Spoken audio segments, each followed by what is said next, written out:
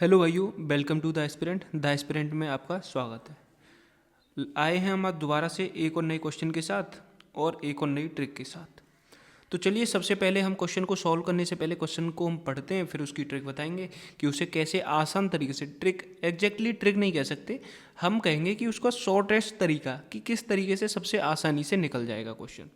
तो सबसे पहले क्वेश्चन पढ़ते हैं। क्वेश्चन क्या कह रहा है? एक विक्रेता अपनी दुकान में नोटबुक की खरीद पर 25 खरीदें और 5 मुफ्त पाएं की छूट योजना प्रदान करता है।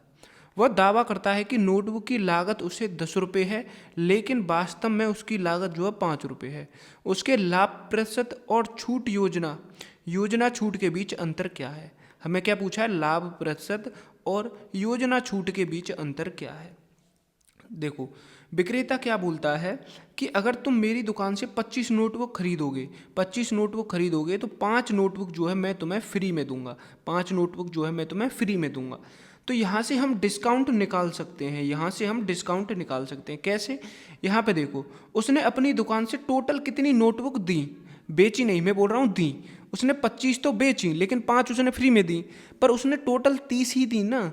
टोटल कितनी दी? 30 दी। उसको हम नीचे लिख देंगे।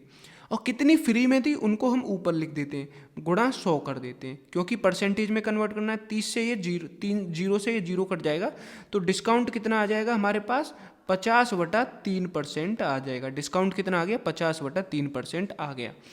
अब हम निकालते हैं इसका लाभ प्रतिशत निकालना है। अब क्या बोल रहा है? विक्रेता दुकान से कितनी नोटबुक बेच रहा है? 25 खरीदने पर 5 फ्री दे रहा है, और नोटबुक की लागत उसे जो है 10 रुपये है। उसने क्या बोला है? मुझे जो नोटबुक की लागत पड़ रही है वो 10 रुपये पड़ रही है, लेकिन वास्तव में उसकी लागत जो है 5 रुपये है। वास्तव में उसकी लागत कितनी है? 5 रुपये है।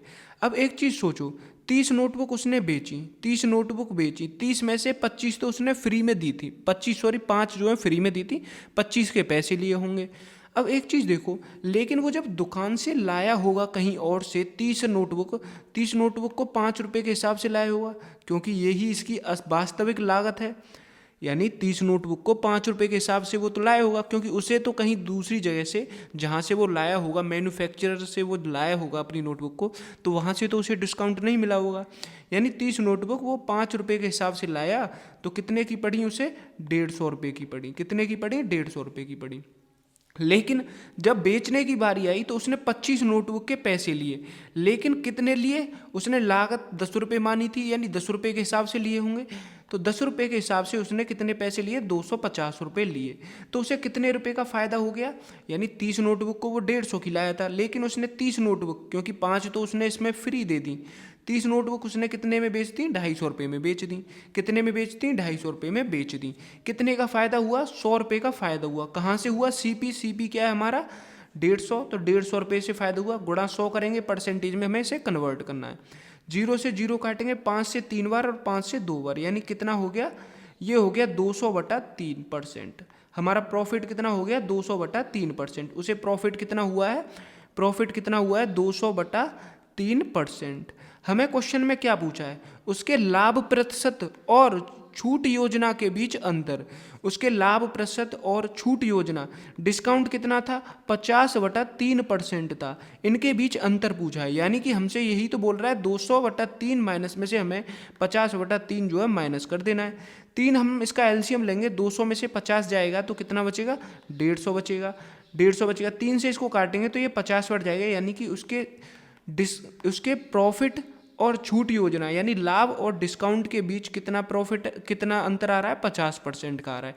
यानी ऑप्शन नंबर सी जो है हमारा राइट आंसर हो जाएगा। कौन सा? ऑप्शन नंबर सी जो हमारा राइट आंसर हो जाएगा। अगर आपको सोल्यूशन अच्छा लगा है और सॉल्यूशन जो है समझ में आया तो वीडियो को प्लीज़ लाइक कर दें और चैनल को सब्सक्राइब कर दें। मिलते हैं अगले वीडियो में ऐसे ही मज़ेदार सॉल्यूशन के साथ। तब तक के लिए धन्यवाद।